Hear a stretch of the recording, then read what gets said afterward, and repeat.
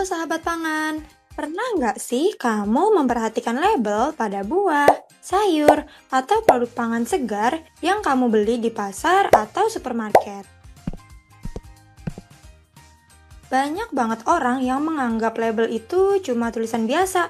Padahal sebenarnya label adalah sumber informasi penting yang menjamin mutu dan juga keamanan pangan yang kita konsumsi setiap hari loh.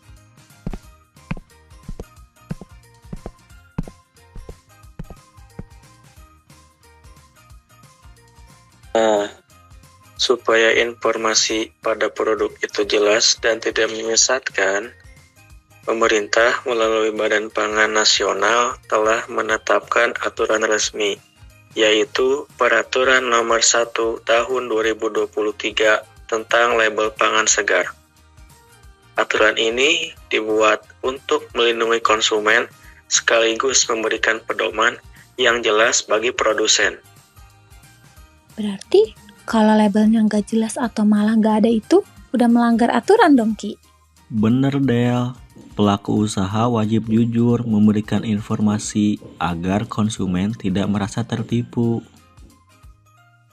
Teman-teman tahu gak sih? Ternyata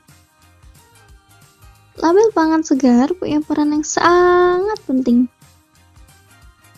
Dengan adanya label, konsumen bisa mengetahui informasi dasar tentang produk yang dibeli. Seperti asal-usulnya, siapa produsennya, hingga masa simpannya. Jadi, kita tidak asal membeli, tapi bisa lebih yakin bahwa produk tersebut aman dan sesuai kebutuhan kita. Berarti label ini seperti KTP-nya produk ya? Kalau nggak dibaca, kita nggak akan tahu identitas aslinya. Sangat tepat. Kita jadi tahu kualitasnya, bukan cuma sekedar beli karena tampilan bagus aja. Dalam pasal 6 dijelaskan bahwa ada beberapa informasi wajib yang harus dicantumkan pada label pangan segar. Di antaranya adalah nama produk agar konsumen tahu produk apa yang dibeli. Daftar bahan yang digunakan jika produk tersebut terdiri dari lebih dari satu bahan, serta berat bersih atau isi bersih agar tidak merugikan konsumen. Selain itu, label juga wajib untuk mencantumkan nama dan alamat produsen atau importir sebagai bentuk tanggung jawab.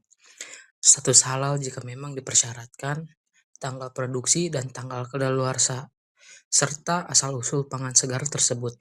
Semua informasi ini harus ditulis dengan jelas, mudah dibaca, dan tidak mudah luntur atau rusak.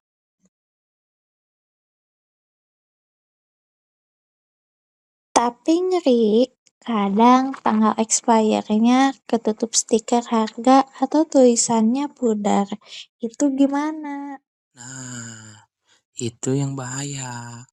Seharusnya tanggal expired tetap mudah dibaca, karena itu hak konsumen buat tahu batas amannya. Selain informasi wajib, ada juga informasi tambahan yang bisa dicantumkan untuk memberikan nilai lebih pada produk, misalnya nomor izin edar, kelas mutu, harga eceran tertinggi, petunjuk penyimpanan, cara pengolahan, saran penyajian, informasi nilai gizi, klaim kesehatan, hingga sertifikasi keamanan dan mutu. Informasi tambahan ini bisa meningkatkan kepercayaan konsumen terhadap produk tersebut. Kalau informasinya sampai detail cara simpan dan nilai gizi, kita jadi makin yakin ya produknya premium.